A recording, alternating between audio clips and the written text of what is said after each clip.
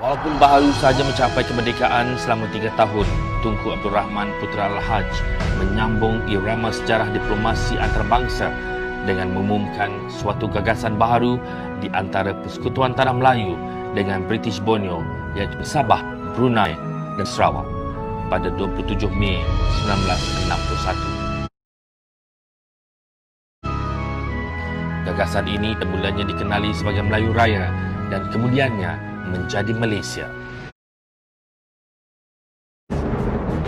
Tunku Abdul Rahman meneruskan diplomasinya dan mendesak Britain membebaskan Sarawak dan Sabah di mana hasilnya ialah Perjanjian Malaysia. 16 September 1963, hari penuh debaran akhirnya tiba dan tiada siapa yang dapat menghalang janji sejarah. Dalam tempoh 23 hari, Sir Harold Macmillan, Perdana Menteri Britain, telah menyatakan sokongannya dan memacu cadangan ini menjadi suatu pecutan proses integrasi politik. Selepas itu, Suruhanjaya Cobalt telah dibentuk pada 23 Januari 1962 untuk mengendalikan pungutan suara rakyat di Sarawak dan Sabah. Mereka telah mendengar dan menerima pandangan rakyat di 36 pusat walaupun dihalang oleh An-Nasir Komunis di Kuching, Sibu dan Miri. Pada bulan Julai telah diterbitkan laporan Cobalt di mana rakyat Sarawak dan Sabah menyokong penubuhan Persekutuan Malaysia.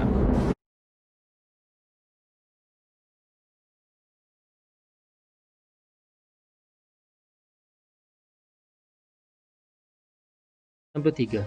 Siapa pula yang menjadi ahli kepada Persekutuan Malaysia? Ia terdiri daripada Persekutuan Tanah Melayu, Singapura, Borneo Utara iaitu Sabah, Sarawak dan Brunei. Namun Brunei pada kemudiannya menarik diri dari menyertai pembentukan Malaysia.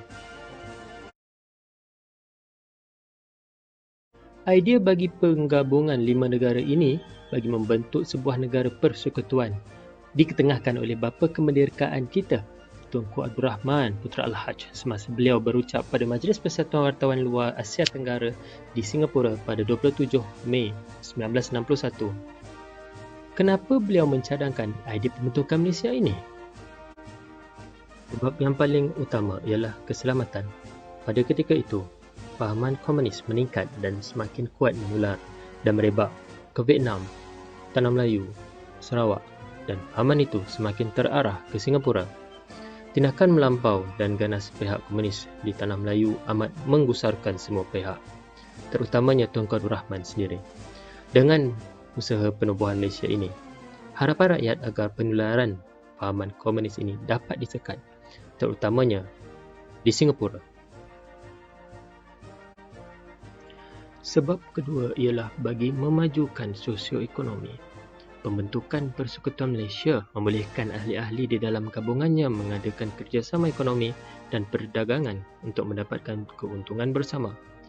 Dengan kerjasama ini, Malaysia dapat menarik pelaburan luar untuk meningkatkan ekonomi negara yang pada ketika itu baru mula. Sebab ketiga ialah bagi mencapai keseimbangan kaum.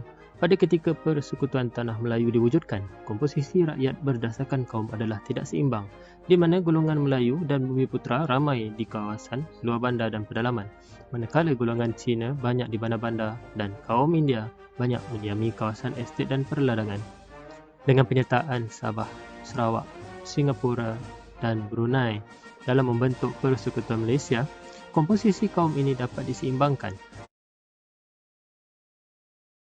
Dalam merealisasikan usaha pembentukan Persekutuan Malaysia ialah Tunku Abdul Rahman Putra Al-Haj, Perdana Menteri Persekutuan Tanah Melayu. Beliau bertanggungjawab dalam mengetengahkan idea bagi pembentukan Malaysia. Beliau melawat Sarawak dan Borneo Utara iaitu Sabah pada hari ini bagi menyampaikan matlamat pembentukan Malaysia. Beliau juga mewakili Persekutuan Tanah Melayu dalam upacara menandatangani Perjanjian Malaysia di London. Tun Abdul Razak bin Datuk Husin yang juga Perdana Menteri Malaysia kedua Beliau juga terlibat secara langsung dalam rangka tujuan pembentukan Malaysia serta terlibat dalam membincangkan hak dan kepentingan Sabah dan Sarawak di dalam Malaysia. Lee Kuan Yew, pemimpin utama dari Singapura, beliau menyokong penuh Singapura bersama dalam membentuk Malaysia bagi mengekang fahaman komunis di Singapura. Tun Muhammad Ghazali bin Syafi'i, beliau merupakan Ketua Setiausaha Kementerian Luar pada ketika itu yang diberikan tugas untuk merealisasikan pembentukan Malaysia. Tun Datu Mustafa bin Datu Harun, pengasas United Sabah National Organisation USNO.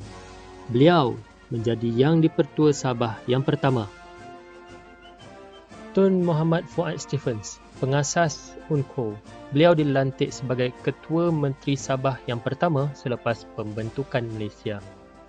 Tan Sri Dato' Amar Stephen Kaloningkan menubuhkan Sarawak National Party dan dilantik sebagai Ketua Menteri Sarawak yang pertama. Tun Temenggung Jugah Anak Bariang, beliau merupakan pemimpin Parti Pesaka Anak Sarawak.